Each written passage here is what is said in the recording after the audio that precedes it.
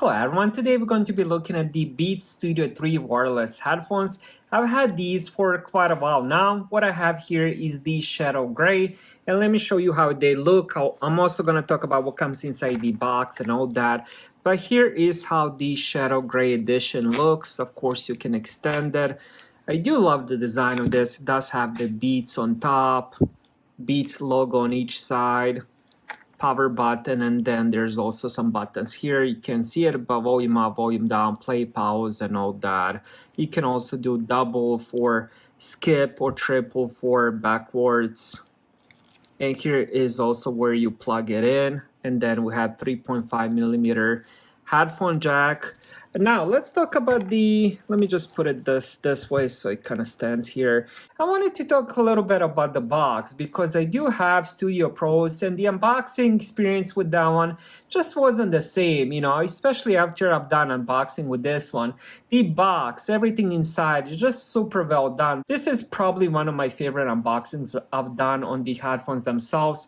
Extremely well done. Now inside the box you will be getting the case, which I'll show you in a little bit. Then you will also be getting two cables. So we get USB Type-A to micro USB for charging it. Now I know it's not USB-C, but to be honest, it doesn't really bother me. I do have plenty of USB Type-A that I can plug this into computers, laptops, or I do have wall outlets as well. So not having USB-C really doesn't bother me, but it would definitely be a plus if the headphones did have USB-C. All right, and the second cable that comes inside the box is 3.5 millimeter to 3.5. This is if you do want to end up using it wire. There's also some controls on this as well. And it comes with this little belt clip for the case. And of course, it comes with some paperwork as well. Now, let's check the case itself. Let me just remove the headphones. The case itself is really nice. I do love this soft material. It does have the Beats logo here.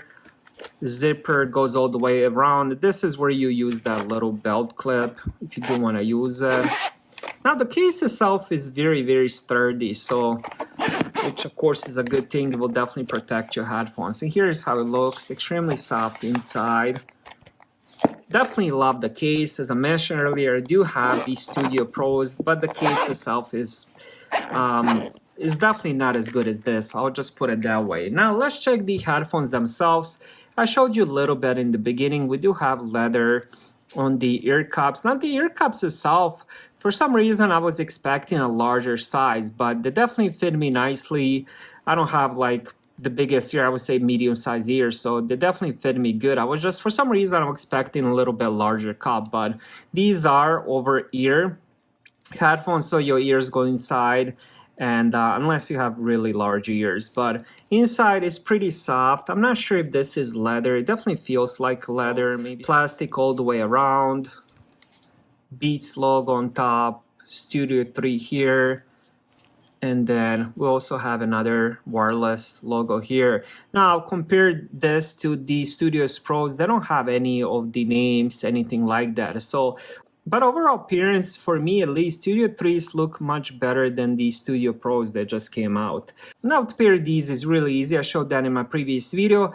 But I wanted to talk about how easy it is to connect these after the first setup. So for example, I ended up pairing these with my iPhone.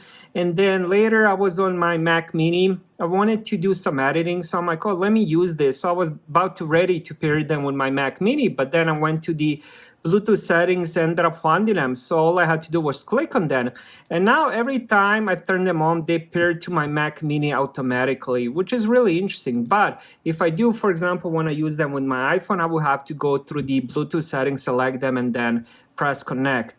So you can only pair them with one device at a time, but in the history that it definitely remains there, which is really good. I mean, it only takes 5 seconds to pair them with the second device, third device, and so on and so on. Now let's talk about the sound, since these are headphones and the sound is pretty important. Now I do like the overall sound. One thing these headphones aren't are bass heavy. So if you do enjoy music with a lot of bass, these aren't gonna be for you.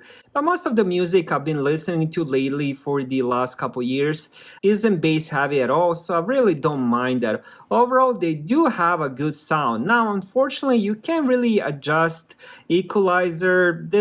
There really isn't any adjustments. There's only a couple things you can do in the settings with these. One of them, of course, is the volume, and another one is the active noise canceling. So the moment you put them on, the active noise canceling will be on. Now, let me show you how easy it is to connect them. So for example, right now I had these connected to my Mac Mini.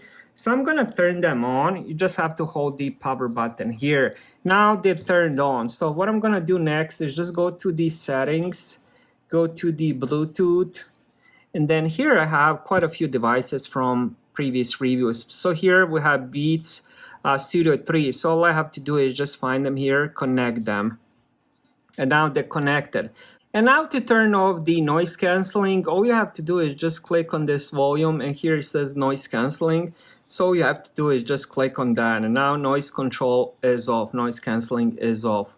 The moment you turn them on, the noise canceling will always be on. Now the reason I mentioned that, you might not care, but the difference in battery life is pretty much the double. So with the noise canceling on, you will be getting around, here it says around 22 hours. I haven't really measured that, but I am getting, I would say at least 20 hours. With the noise canceling off, you're getting around 40 hours. So it's almost double the difference. Now for me, noise canceling, if you're just listening to music at home, you don't need noise canceling. If you go to the gym and you want the noise canceling on, then yeah, definitely keep it. But keep in mind, the battery life is almost double the time between on and off. What else can I say about these? They do look cool. They do fit comfortably. The sound is really, really good. These aren't, as I mentioned, not bass heavy at all. So keep that in mind if you do prefer headphones with a lot of bass. Noise canceling is amazing on these.